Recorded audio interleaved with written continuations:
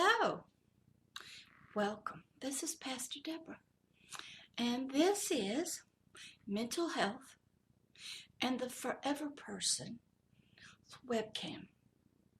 This is a new series for Pastor Deborah, and it will also become a podcast on the Mental Health Radio News Network. But I'm just going to have a little introduction for you that you will see, and then I'll get into the teaching. Mental health, as you can see, and the forever person. These two are connected, and this is going to be a series of webcams podcast entitled 1 + 1 + 1 equals 1.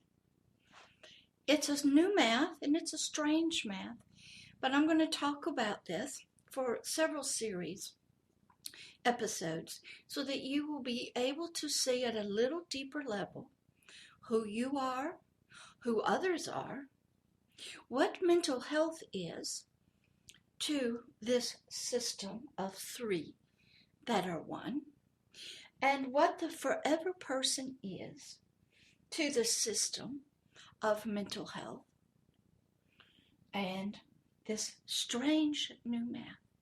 So enjoy. Hello again, Pastor Deborah, Agape Love, Love is Here Ministries. And this is episode 7 of the introduction of mental health and the forever person, our new math we're learning. 1 + 1 + 1 equals 1. This is the conclusion, sort of a wrap-up, a review of what we've already had in 6 episodes, where we took a couple and we introduced you to the physical body and how important that was, and how we have wonderful, wonderful people called psychiatrists who study that body, and they are looking at that in regards to mental health, which is very important. Then we studied for a couple of episodes the part 2 of us. And that part 2 was our soul. And Freud defined it as the conscious awareness that we have, as well as our subconscious, the one that's deeply down, hidden, that we do see a lot of out through the consciousness. And we had a couple of episodes just talking briefly about that guy. And then we had a couple of episodes talking about the forever person. And this forever person was the third part, and he had a couple of episodes. So now what I want to do is, in this episode, episode 7 of Mental Health and the Forever Person, is to sort of review what we've studied, what we've learned. What, Wilbur? You want me to stop? Wait, okay. A lot of people are coming in. They didn't know. They're getting used to that after I go to the flea market, I come home and I record. And so, because the world is all on different times, they probably forgot I didn't put it out anyway. So they're coming in as we're doing. They haven't missed anything. Everybody here? Okay. What we learned is that mental health is in animals, it is in nature, and it's in every human. And there is an optimal mental health where everything is in balance. And our lovely psychiatrists are looking at those areas to see if they are in balance. If all the chemicals, electricals, there's no head injuries, there's no brain tumors, there's no genetic problems, your sugar levels are all correct, they're looking there. And they study that. And then we have the mental health counselors, the social workers, the lovely life coaches, the mentors, the caseworkers. We have them right here. And they're working with that soul part. We're all here. We all see it. It shows up everywhere all the time. And it's not nice most of the time. There's a lot of energy. It's very angry. We see that when we see people fighting at Walt Disney World, punching their own sisters out. It has no control over itself. It's very, very, very mad and angry. And it can put on a good front, get in front of the cameras and lie to you. No, it's lying to you. And behind the scenes with the forever person, they're really doing something else. We know that these people get into positions. It's all humans. It's in everybody. And the parents and the adults in society and culture and games and videos and books and movies all train it. Because all that information comes in through the five senses. The sense of sight, the sense of hearing, through the sense of your nose, through the tongue, and through your body. This guy is trained and tutored and taught. He's actually a slave to his senses. I think I talked in one of the videos. He's like a guy in a submarine. And he doesn't, only way he knows what's going on is he has to have his senses come down. And they're training him. Whatever the circumstances, the culture, the religion, the family values, what he watches on TV, what he watches, the games he plays, the books he reads, his teachers in school, whatever the neighborhood gang is about. This guy right here is shaped, molded, conformed into all of that that comes into him. And usually it's not very nice. And even if it is nice, his basic nature is not one that is nice. He can't help himself with pride. He cannot help himself. You get a good, wonderful person and they get the lust of the eyes. They'll see something and they'll want it, piece of candy. Lust of the flesh. They want the flesh to feel better. They'll get the lust of the tongue. They want to taste something. And the body is a part of the soul. And they're working together. It's horrible. And even though sometimes it seems to be very sweet, that hidden man right there can have a good front, but deep up behind the scenes to himself, he hates your guts. He's laughing at you, mocking at you, ain't going to do what you ask it to do. Doesn't like law, doesn't like authority, doesn't like anything. It wants to be free to do whatever it wants to do, however it wants to do it, and nobody and nothing telling it how to stop. And then when it gets in trouble, it blames everybody but itself. It's very selfish, very jealous, very angry, bitter, full of revenge and hate. But he can put on a good front. We all see it. He can smile away, lie to you right through the teeth. That's that guy. Then we discover when people die, or they have something called near-death experiences, or they have some kind of psychedelic trips on drugs, or some people are taken, they leave their physical body, or they leave somehow. There's another part of us that we have not been taught about. Most of your faiths and your religions are trying to reach out. But because religion as it is, it only is reaching the soul. It's telling the soul, come to church on Sundays. Pray so many times a day. Get up when we call you. Pray. Don't eat this. Don't eat that. Wear this. Wear that. You can't do this. You can't do that. Lots of rules. Regulations in every faith and every religion. And religion is here.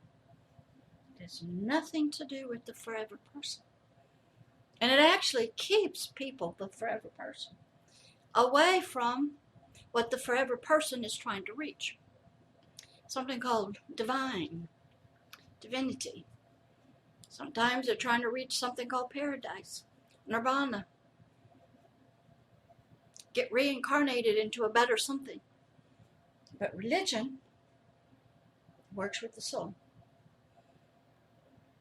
So we learned that this guy is not very nice. We all have him.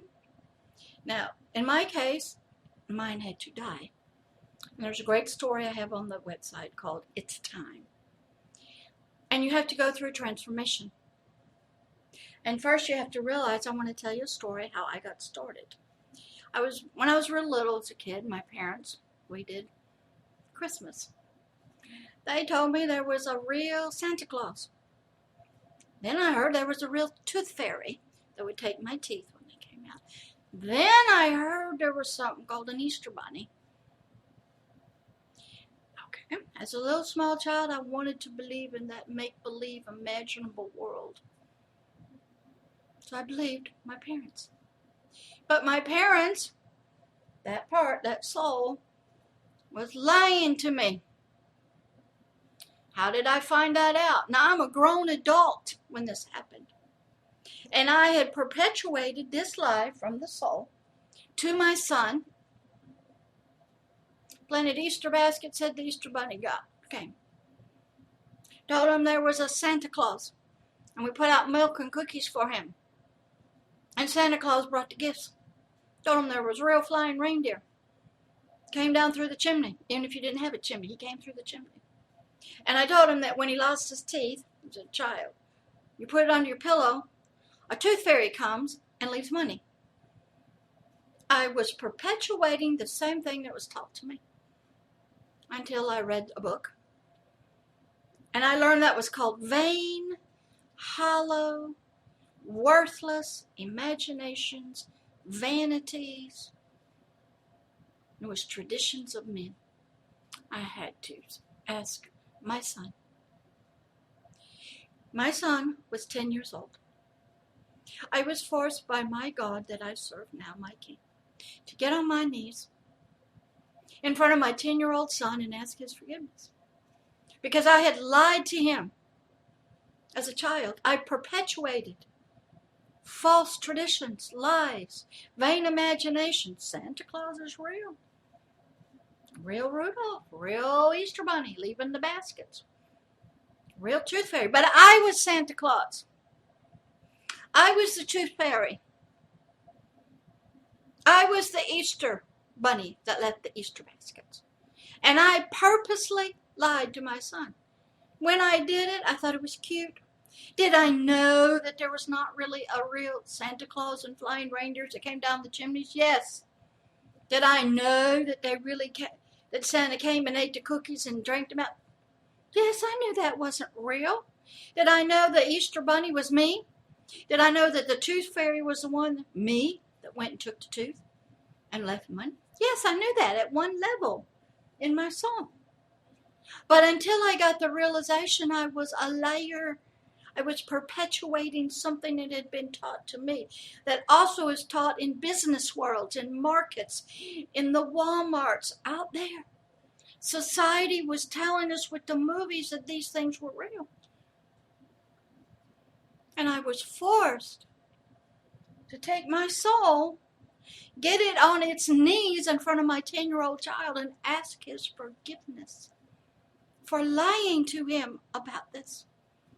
Now you think that ain't pretty. I had to humble my soul before my own child at 10 years old and ask his forgiveness for lying and being a liar, perpetuating lies to him. That's how serious I had to be to kill this guy. First, I had to learn that what I was saying, what I was believing in, what I was telling my children were lies. Society, the business, all supported it. Religion supported it. The churches supported it. Movies, cartoons, all supported it. But I had become desensitized to the lie. Right here in the soul. So once I started getting the revelations, that part got weaker, weaker, weaker. And slowly, eventually, you read the story. It died. Because I'll tell you another story. This guy, I was asked a question. A lot of you may have already had this happen. I don't know. Because I love Satanists and witches and the cult, people in heavy-duty eek stuff. I had studied a guy named Abraham. My Muslim brothers, they all know this story. Abraham was asked one day, take your son, your only son you got, take him up on some high mountain, sacrifice him to me. Any of you ever been asked that? He didn't tell his wife, Sarah. Takes his son, he's about 10 years old. I had just studied this and read this story because I love the Old Testament. I stay in it. And in the story, Abraham told the guys that were helping with the donkeys, you guys stay down here. My son and I, we're going to go up on the mountaintop. And we're going to worship this God of Abraham. So the father and the son go up. The son's carrying the wood on his back. They get up at the top. They make an altar of stone. They put the wood. And the little boy says, Father, where is the lamb, the little sheep that we normally do? Something that we love very tenderly, something very innocent. Where is that? Abraham said, God will provide himself a lamb. Then Abraham had to pick up his son, bind his hands and feet, lay him on the altar, raise his hand above his head, and started bringing it down to kill and slay his only son that he loved. In obedience to a question. And he starts bringing this knife down.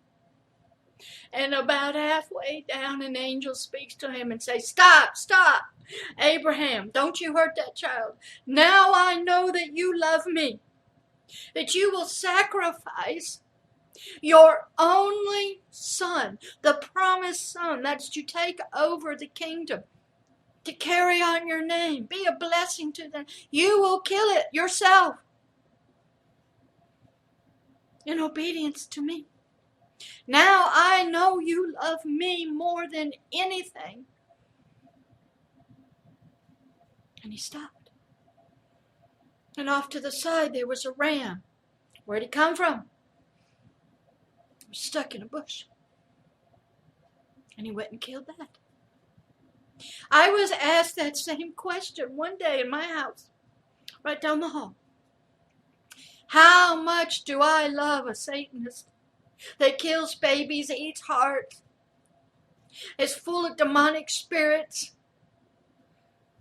hates God, hates everything? How much would I give to save a Taliban, Boko Haram, an ISIS killer,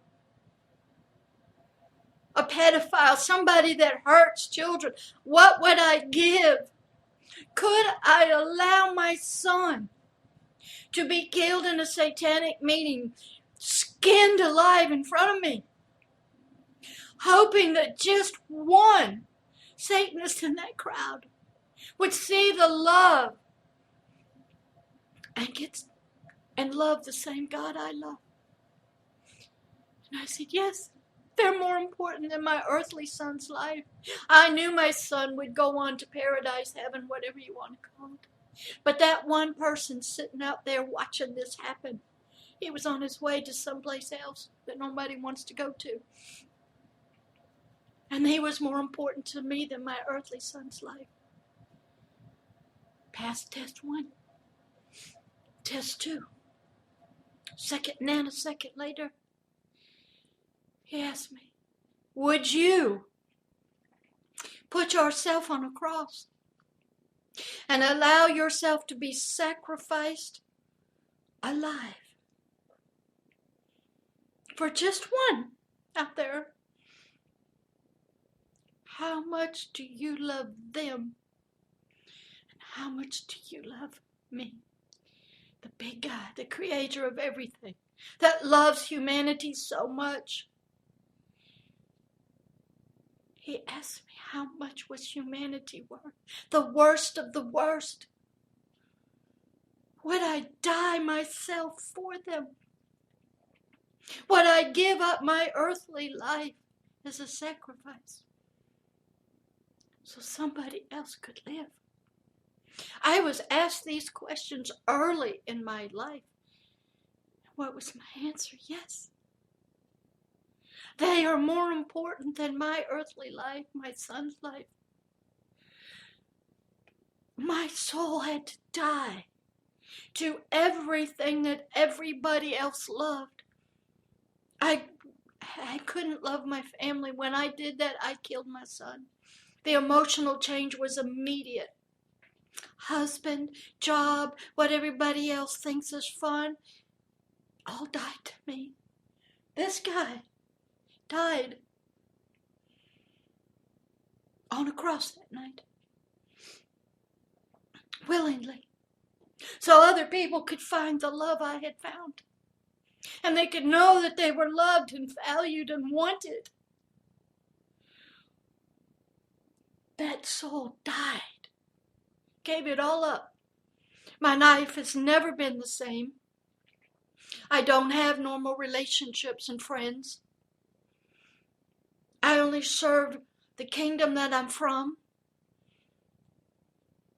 Now, in the story time, you will hear the conclusion to that story. And I'll tell it to you now.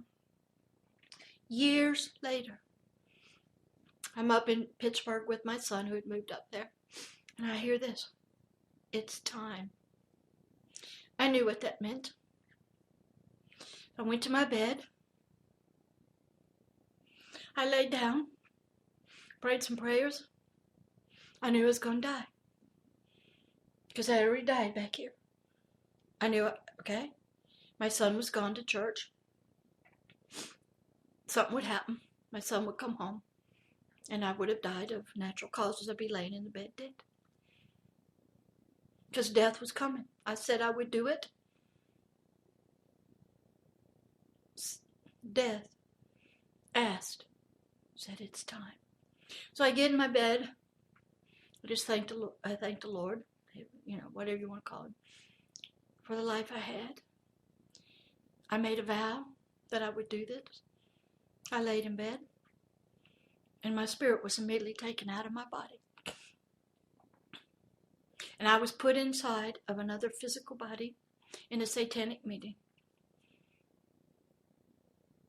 And Satan himself was there in some form.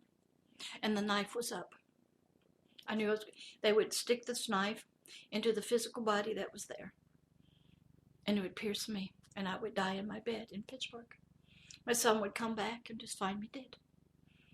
No apparent cause. No reason. But I was ready to go. So I'm inside spiritually. My forever man is inside the physical body of somebody else. A female, somewhere on planet Earth. The knife is coming down. I was peaceful. I knew what I had vowed that I would do. And as the tip of the knife hit the stomach of that physical body, the knife started dissolving. And a booming voice in the meeting said, "You cannot kill her. She already died on a cross years ago." That is not Jan anymore. That is Deborah. And Deborah was a mighty judge and a king and a prophetess. Jan died when I made that vow to God. So here's Satan trying to kill me. And the big guy upstairs says, "You can't. This one that's in this body is Deborah. And it is a resurrected, glorified spirit. Because this one right here already died." Now those are some of my personal experiences. The value that this guy has to die. To everything, to the culture, to religion, to ancient traditions. Be willing to sacrifice your own self so somebody else can find what you found. That's the price I paid. I still pay it. That's the soul. The forever person. Now what? Who is that guy? That's Deborah. Deborah, I had to study. You'll read in the book, in the story called It's Time. You will look at how I had to study my name. Deborah's a judge. She's a king. She's a warrior. That was my biological name that my parents, mother was called Sarah, which means princess. Father was named Joseph, which means Savior. Study him in Egypt. I was Deborah. Now, how did I get the name Jan? When my parents moved from Illinois down to Montgomery, Alabama, because my dad was going to be an instructor in the Allied Officer School, so I can talk to kings and military all around the world because I grew up with that. I got into the 5th grade class and there was a whole bunch of Debbies or Debs. I'd never been called Deborah, Debbie, Deb.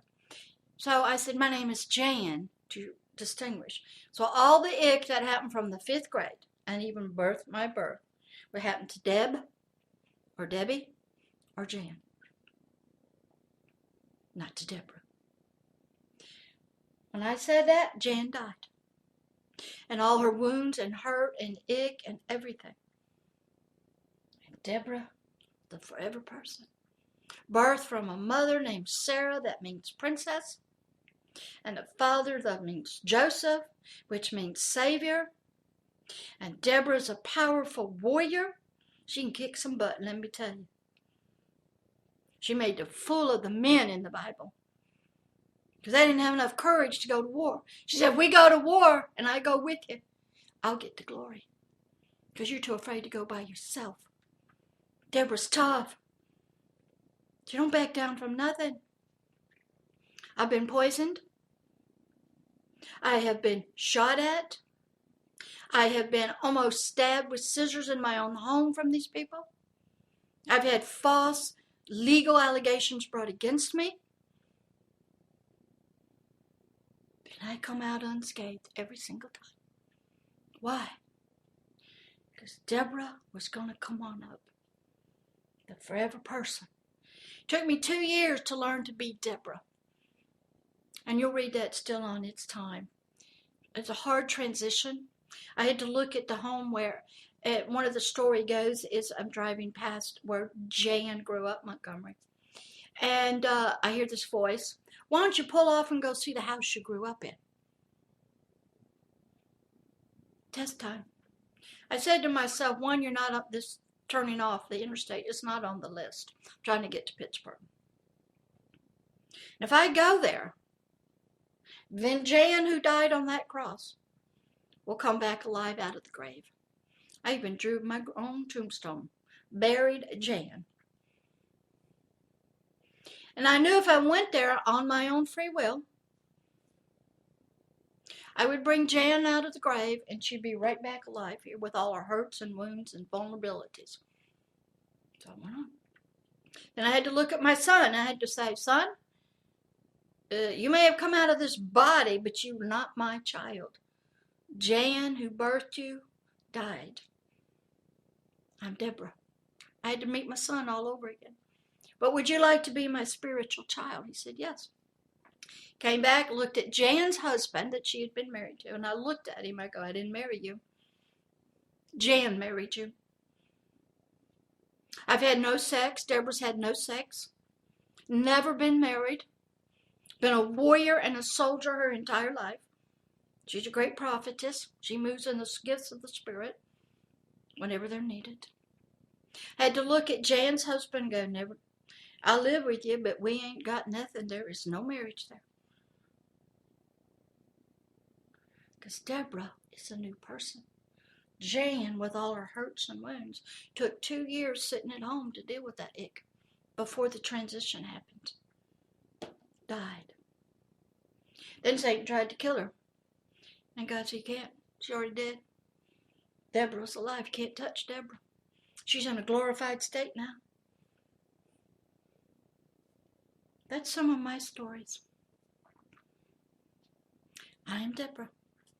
I had to study that name. You'll read about it if you go. I ain't finished all of it. I'm about 3/4 of the way through. Powerful stuff. So, the soul in each one of us, that icky old thing, has to die. be cut off from our religion, our culture, our values, and take on the forever person has to come alive and be reconnected to its original kingdom and source that it lost. We're all trying to find it. Germany tried to look for Atlantis. How many of you have been looking for Atlantis? Why? Because there's something back there in us that says we were some type of master race, beings with some supernatural stuff. But somehow it got lost. Yes, it did. And until that soul dies to everything that is important to it, and your spirit is birthed anew, and then it learns and it grows, you are a big mess for this world. And you will teach that mess to your kids, and to your kids, and to your kids. And then you want to know why there is so much ick in the world, abuse, control, corruption, can't even trust people with money, because you're dealing with that guy right there. Or you're dealing with baby, little forever people. And this guy is so powerful and dominant, he's the boss. Now this guy right here, he's usually overpowered by things that live in that kingdom. And they're trying to run the world. So, enjoy this conclusion to mental health and the forever person. That gives you a little bit of the stories about me, some of the things I have been through. And as we go through the other episodes, you'll hear about other stories that are on the website, people I've dealt with. There's some wonderful stories about people and the forever person and the physical body. Wait till you have to back down knives out of doors. Tell airplanes to turn around and take off. Travel without an airplane. Go stop somebody from killing a little child. That's the forever person. There's a whole realm out there. A lot of it is very beautiful. Most of it we know here on planet Earth is not nice. Now, what happens in religion with this guy, everybody's religion is so fragmented into denominations and sects and who's supposed to rule and who's right. It's everywhere because it's right there. Don't matter which one you are. Then throw in some ancestor stuff. So this episode 7, I wanted to give you a sort of a review of what we've done, a few more stories. So you'll come back and keep learning. I'm not quite sure yet what the next series is going to be, haven't decided. But I am going to put after this one my NASCA, National Association, Adult Survivors of Child Abuses, article I wrote called Equal Partners. And I'm going to have that up there so you can get a little bit more history. I think it would be helpful to go into some terms of how the mental health world works, the World Health Organization terms, what's the DSM, how do they define us, why are insurance companies there, why do they ask us questions, what are all the tests about, and a little bit more about the mental health world, so that when you are talking to a psychiatrist, you'll understand some of their training, and we can do some work with the mental health counselors, which I happen to be one, and why they ask you a lot of sometimes silly questions. And then we can talk about the forever person, and hopefully we can get deeper and deeper and deeper and deeper into this stuff, so that when you're out there trying to help other people, or you're trying to get some help for yourself, you'll at least be educated about some terms, and you can ask some really good questions about people that are helping you. And you won't be so ignorant, and you can ask a lot of just wonderful. I was with a lady today in the T&W flea market. She had some physical problems, so we start there. A lot of people get physical problems, and then she had some deeper questions about spiritual. I always have my board up of the 3 gingerbread men, spirit, soul, and body, and we got talking about voices, and she always, her mama and ancestors, but yet she went to a medium because she wanted some connection to find out some answers, but she doesn't have the connection, just all kinds of wonderful things are going on. So we're all trying to get help with our lives. We don't understand stress. We don't understand what that does to the body. We don't understand how sickness and disease, where it comes from, how it's affected, how do we deal with it. We don't have a clue. In conclusion of this episode of 1 plus 1 plus 1 equals 1. The mental health and the forever person. I want to tell you a quick story that happened yesterday, or today rather, at the T&W flea market. A young woman dropped by. She saw my board up with my 3 gingerbread people. And she came in and had some questions. Well, the conversation started off with physical problems with her eyes and how she had gone to many doctors to try to find out what's wrong. She had all the tests and they couldn't find anything. Then she proceeded to tell me some of her story, that she had taken care of her mom for about 15 years who was sick. She had passed away. But she still felt that mom was right there with her, watching over her and comforting her. So she felt okay. But then she had questions about some future events or future things she wanted to know. So she went to a medium, a man. Here in Pensacola, I understand. I don't know what his name is. But he had several years ago, had a near-death experience. And when he came out of it, he was what you would call psychic. And so she went to him to get some answers regarding some questions she had in life. So far, this lady had gone to physical doctors. Something's wrong with her. Something in her eyes she can't see. She goes to a medium, psychic, supernatural, spiritual stuff. And then we got talking. She asked me questions. What did I think it was? And I proceeded to talk to her about eyes and perception and seeing, and how the physical body is involved, the soul is involved, how mental health is involved, and how the forever person is involved. And we ended up talking about how that the voice, or what she thought was her mother, who she loved dearly, was always with her. And I had to explain to her that Mama wasn't here. She was fine. She was doing all right. But the voice, or the comforting she was getting, was taking her off on a road over here, but not on the road that this man who had some connection to a higher power was. And she didn't have that connection. Her forever person did not have it. So she's having to go to somebody else. So in helping people who have mental health or physical problems, and the forever person, if you're going to help people, you have to be knowledgeable about mental health, physical problems, and how they're interconnected with the forever person. You have to be able to talk to them without making yourself sound foolish or weird, or what they have experienced to be weird or foolish or silly. Most people want to know. They have questions. They're seeking answers. They're having physical problems. They're having mental health problems. Their biological body, their one, is in distress. Their soul is having issues.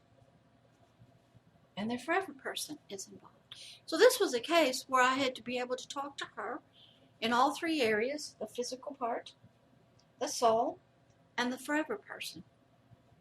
So that when she would leave, she felt like she had been ministered to.